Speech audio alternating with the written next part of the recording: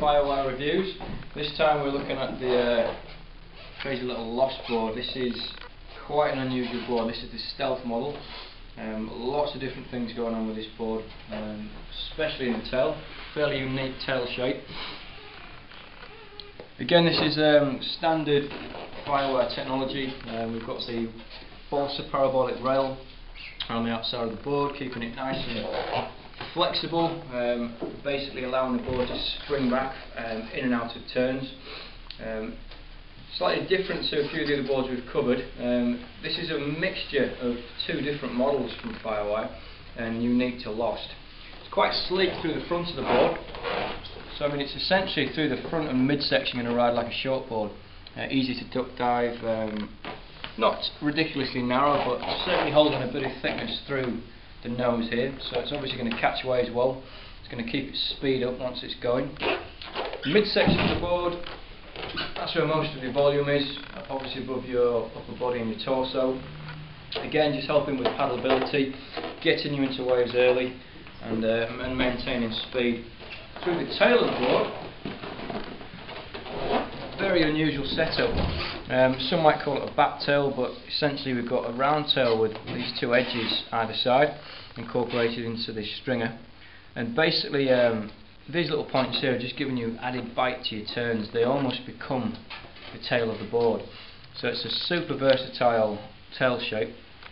It's going to go well in fairly average surf, with back foot placed towards the front of your deck grip for instance.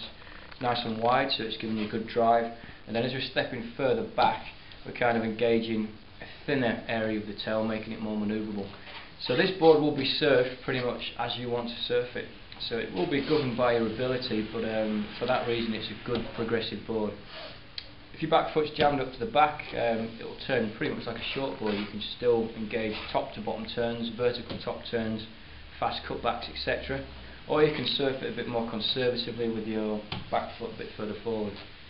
So it lends itself well, this board, to average to good surf. It's still going to fly in good waves, but it's always going to outperform, say, a high performance shortboard in average surf, onshore surf maybe.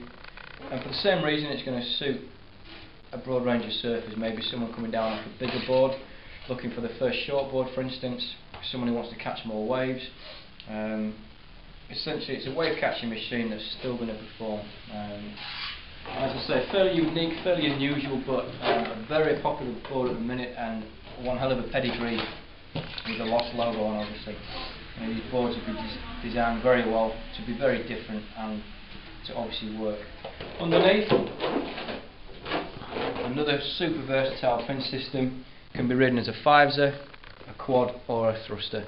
So you've got loads of fin options, gives you lots to play around with the board. Probably find you prefer one or the other, but at least you've got the option to try. The outer layer here, this isn't carbon fibre, that's literally just obviously ink around the stringer, so this is still the standard Firewire construction. Stronger than a standard glass board, lighter, and a hell of a lot more lively as well. So if you're in the market for a high performance board that looks a little bit different from the rest, that's still going to fly in good surf, even in average surf, then look no further. This will definitely do the job. Thank you very much.